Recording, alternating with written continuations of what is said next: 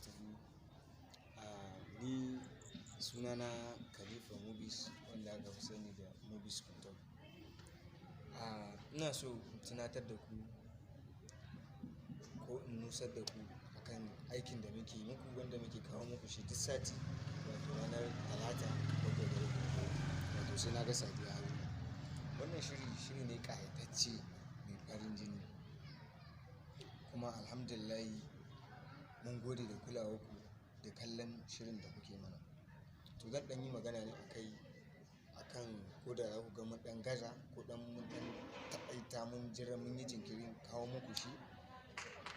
So ba don komai bane za mu tsaya, mun tsaya ne kawai don mu je mu ƙara tunani, mu ƙara muku ƙawata muku shi, mu samu muku da sababbin al'amura da sababbin batutuwa akan domin diddanku.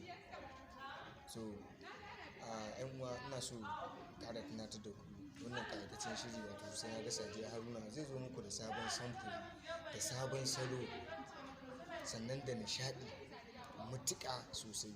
Mu dai burin mu kawai ku ci gaba da bibiyar mu a YouTube channel ɗinmu mai suna Nababa Comedians. Sannan ku yi mana subscribing, kuma sannan ku danna mana like. Mun gode.